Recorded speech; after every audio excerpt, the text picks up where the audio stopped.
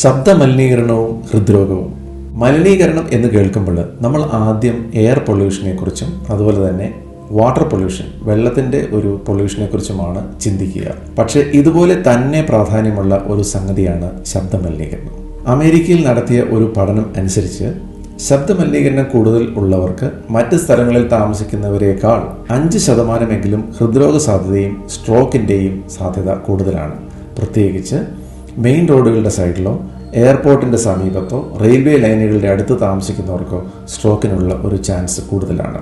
ഒരിക്കൽ ഞങ്ങൾ തൃപ്പൂണിത്തുറയിലുള്ള ഒരു വീട്ടിൽ ചെന്ന് കഴിഞ്ഞപ്പോൾ ഉടനെ തന്നെയാണ് അതിൻ്റെ തൊട്ടടുത്തോടെ ഒരു ട്രെയിൻ പോയത്. അതായത് റെയിൽവേ ലൈന് വീടിൻ്റെ തൊട്ടടുത്താണ്.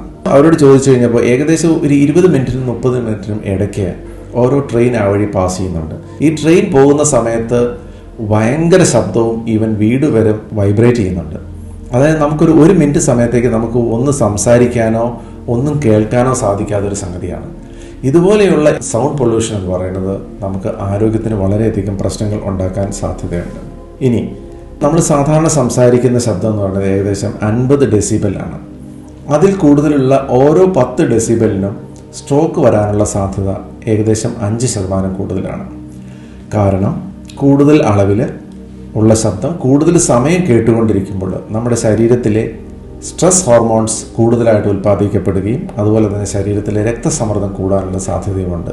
ഇത് ശരീരത്തിലെ രക്തക്കൊള്ളുകളെ വലിഞ്ഞു മുറുകയും സ്ട്രോക്കിനും ഹൃദയാഘാതത്തിനും ഉള്ള ചാൻസ് വളരെ കൂടുതലാണ്. പ്രത്യേകിച്ച് രാത്രിയിൽ ഉറക്കത്തിനിടയിൽ വാഹനങ്ങൾ കൂടെ പോകുന്ന ശബ്ദം, അതിൻ്റെ ഹോൺ അടിക്കുന്ന ശബ്ദം തുടർച്ചയായിട്ടുള്ള ഉറക്കത്തിന് തടസ്സമുണ്ടാക്കും. ഇതും ശരീരത്തിലെ സ്ട്രെസ് ഹോർമോൺസ് കൂടാനും അതുവഴി ആരോഗ്യ പ്രശ്നങ്ങൾ ഉണ്ടാക്കാനും ഇടയാക്കും. വലിയ കെട്ടിടങ്ങളുടെ നിർമ്മാണം നടക്കുന്നതിനടുത്ത് താമസിക്കുന്നവർക്ക് പ്രത്യേകിച്ച് ഈ കോൺക്രീറ്റ് കട്ടിങ് അതുപോലെ ഡ്രില്ലിങ് മെഷീനുകളുടെ ശബ്ദം എപ്പോഴും ഉണ്ടാക്കാറുണ്ട്. പല പേഷ്യൻസ് പറയാറുണ്ട്, ഈ അടുത്തുള്ള വീടിൻ്റെ കൺസ്ട്രക്ഷൻ അല്ലെങ്കിൽ ഫ്ലാറ്റിൻ്റെ കൺസ്ട്രക്ഷൻ തുടങ്ങിയ പിന്നെയാണ് രക്തസമ്മർദ്ദം കൂടുന്നതും സ്ഥിരമായിട്ടുള്ള തലവേദനകളും ഉറക്കം ശരിയാകുന്നില്ല. ഇതൊക്കെ ഈ ശബ്ദമലിനീകരണം പോലെ തന്നെ എയർ പൊല്യൂഷനും കൂടി ഉണ്ട്. അതായത് അവർക്ക് ശ്വാസകോശത്തിൻ്റെ പ്രശ്നങ്ങളും അതോടൊപ്പം തന്നെ വരാനുള്ള ചാൻസ് ഉണ്ട്. പിന്നെ ഇവർക്ക് ഉറക്കക്കുറവും വിട്ടുമാറാത്ത ചുമയും കൂടെ കാണാറുണ്ട്. അപ്പോൾ ഇവരുടെ ചുമ മാറണമെങ്കിൽ ഇവിടെ അടുത്തുള്ള വീടിൻ്റെ കൺസ്ട്രക്ഷൻ തീരണമെന്ന്. ഇങ്ങനെയുള്ള സ്ഥലത്ത് കോടതിയിൽ അല്ലെങ്കിൽ ഗവൺമെൻറ്റിൽ നമ്മൾ കേസ് കൊടുത്താൽ ഈ രീതിയിലുള്ള ശല്യം കുറയ്ക്കുന്നതിനുള്ള മുൻകരുതലുകൾ കൺസ്ട്രക്ഷൻ കോൺട്രാക്ടർക്ക് എടുക്കാനായിട്ടുള്ള നിർദ്ദേശം കോടതി കൊടുത്തതായിട്ട് 1-2 സന്ദർഭങ്ങളിൽ അറിയാറുണ്ട്. ഇനി എല്ലാ ശബ്ദവും ദോഷമല്ല. വൈറ്റ് നോയ്സ് എന്ന് പറയുന്ന സംഗതിയുണ്ട്. വൈറ്റ് നോയ്സ് എന്ന് പറയുന്നത് ഒരേ രീതിയിലുള്ള കോൺസ്റ്റൻറ്റ് ബാക്ക്ഗ്രൗണ്ട് നോയ്സ് ആണ്. ഉദാഹരണമായിട്ട് നമ്മുടെ വീട്ടിലെ മോട്ടോർ പമ്പ് ഓൺ ചെയ്യുമ്പോൾ വരുന്ന ആ ഒരു കണ്ടിന്യൂസ് ആയിട്ടുള്ളൊരു സൗണ്ട്, ഫാനിൻ്റെ സൗണ്ട്, AC-യുടെ സൗണ്ട്, ഇതൊക്കെ നമ്മുടെ വളരെ ചെറിയ ശബ്ദത്തിലുള്ള സൗണ്ട് നമ്മുടെ ശരീരത്തിൽ റിലാക്സേഷൻ ഉണ്ടാക്കാനും ഉറക്കത്തിന് സഹായിക്കും, കൂടുതൽ കോൺസെൻട്രേറ്റ് ചെയ്യാനായിട്ട് സഹായിക്കും.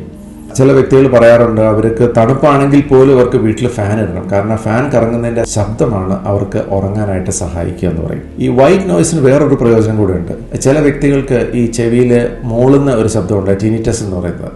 ഇതിന് ചില സന്ദർഭത്തിൽ മരുന്നുകൾ കഴിച്ചു കഴിഞ്ഞാലും അവർക്ക് അതുകൊണ്ടുള്ള പ്രയോജനം കിട്ടാണ്ട് വരും. അല്ലെങ്കിൽ ഹാർട്ട് നെഞ്ചിടിക്കുന്നതിൻ്റെ പൾസിൻ്റെ ശബ്ദം ചെവിയിൽ കൂടെ കേൾക്കാൻ പറ്റുമെന്ന് പറയും. അപ്പം ഇങ്ങനെയുള്ളവർക്കും ഈ വൈറ്റ് നോയ്സ് അത് പ്രയോജനം ചെയ്യാറുണ്ട്.